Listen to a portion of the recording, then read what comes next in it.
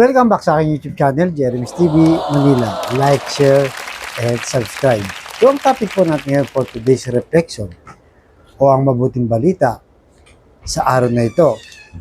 Habang papalapit po yung election, no? Lahat po tayo, buong bayan, buong Pilipino ay umaasa, no, na may pag-asa pa na umunlad ang ating bansa. Lalo na sa papalapit nga na eleksyon, napipili tayo ng mga leader na talagang masasabi nating makabayan, makamahirap, at higit sa lahat ay makadiyos. Subalit na sa tagal ng panahon, parang ang bayang Pilipino, no, ang mga Pilipino, tayong mga Pilipino, at natila ba hindi pa rin natin yan nakakamtan. Marami pa rin issue sa korupsyon, peace and order, at yung ano pa mga problema. Kasama na dyan yung mga sa panahon natin to, yung mataas na presyo ng bilihin, kakulangan ng trabaho, at kung ano-ano pa. So marami po, no, hanggang ngayon bigo pa rin ang mga Pilipino na makamtan. Isa lang naman ang hangarin natin na umunlad ang ating bayan at maging matiwasay ang ating kabuhayan o pamumuhay dito sa ating bansang Pilipinas. Di ba? Pero yun na nga po, dapat po talaga ngayong papalapit na eleksyon ay maging matalino tayo. Yun talagang tumutulong sa bayan. Pero kanino nga ba talaga manggagaling yan? Yung mga bagay na makakatulong sa ating bayan o magpapaunlad sa ating bayan. Sabi sa Salmo, chapter 33, verse 12, mapalad ang bansa na ang Diyos ay ang Panginoon, at mapalad ang mga taong pinili niya na maging Kanya. Sabi po, napakalinaw na mapalad ang bansa daw na ang tunay na Diyos ay ang Panginoon. So, ibig sabihin, ito po yung tunay na pinagmumulan lahat po ng blessing ay sa Diyos po. Wala na pong iba. Yung mga blessing na hinihintay ng mga tao every time na mag-election, kagaya po sa panahon natin ngayon, yung atupad, yung AIX, AKAP, o kung ano pa mga binibigay, lalo na sa pagdating ng election, no, sa mga politiko, kung ano-ano yung kanilang mga binibigay. Pero tutuusin po, nagsisimula rin ang magandang buhay o yung blessing kapag ang isang pamilya, di ba? Kasi lahat tayo may pamilya, ay sentro natin ang Diyos. Di ba? Kumbaga, solid itong pundasyon na hindi pwedeng gibain na kung sino. Kasi ang Diyos nga ang nasa sentro ng buhay natin. Parang building, di ba? Yung building, bago yan maitayo, napakalalim, no? Napakalalim po ng pundasyon.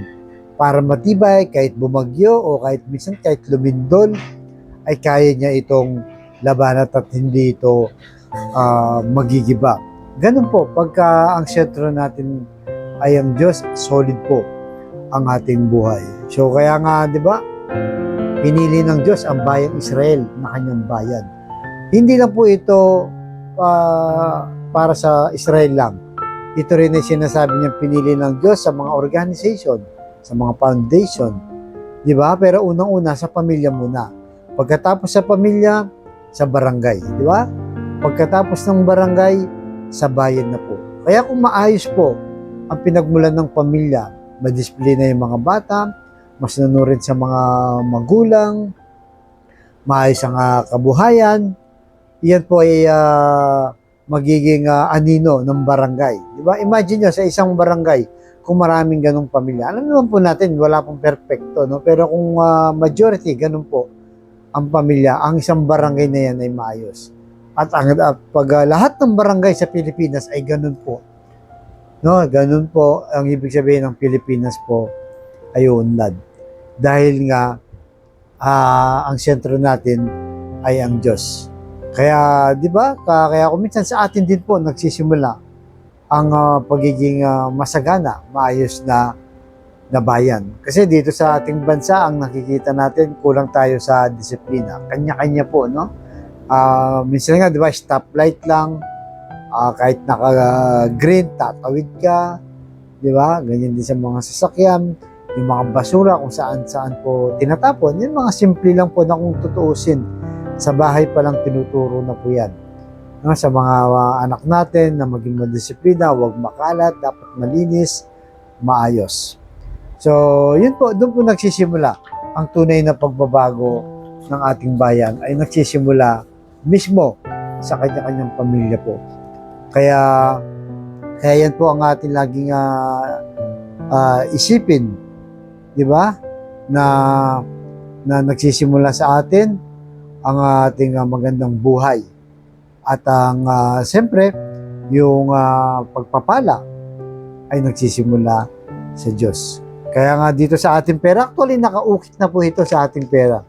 Ito kung mapapansin niyo ito, ayun, nakasulat dyan, no? Ang nakasulat dyan, pwede ba, baltarin lang natin yung camera. Ayan po, no? Yung nakasulat dyan, yun, no? You know, pinagpala ang bayan, ang Diyos ay Panginoon. Napakaganda, no? Para paghawak natin yung pera na to, araw-araw naman may hawak tayong pera, ay hawak natin yung Bible verse na yan. Na kung saan ay binasa natin sa Salmo 33, di ba? Yan po. Kaya tulong-tulong po tayo na mapaunlad ng ating bayan. Unahin muna natin ang ating sariling pamilya, sariling barangay, at ang buong Pilipinas. No? Huwag po tayo masyadong umasa sa mga politiko. Yan po ay mga leader lang natin. So, mas maganda po, siyempre, kung ang politikong leader na iboboto natin ay may takot sa Diyos. Yan po, no? Kaya sa kapatid nating nanonood sa aking vlog na may problema sa pamilya, financial, at karamdaman, sabihin mo kung sa napakasimpleng dasal na kung kayo maniwala at magtiwala sa ating Panginoong Yesus, ay tsak yun ipagkakalob sa iyo sa tamang panahon. Sa tayo manalangin. Lord, bless niyo po mga kapatid namin ngayon may karamdaman. Lalo na po ang aming Tita Mila, na loobin niyo po na tuloy-tuloy niya ang kanyang recover, ang kanyang kalakasan, at gabayin niyo po sila, lalo na ang aming Tito Rolly, na laging nag-aasikaso sa kanya. Yakapin niyo po ng mahigpit. Lahat po ng may karamdaman ngayon, Lord, ipuhin niyo po ng iyong mapagpagaling na kamay, haplusin niyo po, tanggalin niyo po ang kanilang karamdaman. Alam naman po namin na walang imposible sa iyo kung iyong loloobin. At ganoon din po sa pamilyang nagkakagulo o hindi nakakaintindihan kahit na po ang aming bayan. Ipuhin niyo po ng yung puso na maging madisiplina, mapagmahal, may malasakit sa isa't isa, mapagmahal, mapagkumbaba, lalo na po sa bawat miyembro ng pamilya. Ganon din po ang aming hanap buhay, lalo na po yung mga kapatid namin walang-wala talaga sa financial. Ultimong pambili ng 1 kilo lang ng bigas, iniisip pa kung paano nila itatawid ang kanilang pamilya. I-bless niyo po at patawarin niyo po kami sa aming mga kainahan at kasalanan. At pagpalain niyo po ang bawat pamilya sa aming bayan at ang aming bansang Pilipinas na sana po loobin niyo na umunlad na, umayos na at may halal yung mga may mabubuting pusong leader na tutulong sa aming lahat. Ang lahat ng ito ay niling namin sa pangalan ng ating Panginoong Yesus. Amen. Amen. To God all be the glory sa ngalan ng Ama ng Anak ng Diyos Espiritu Santo. Amen. Thank you very much po.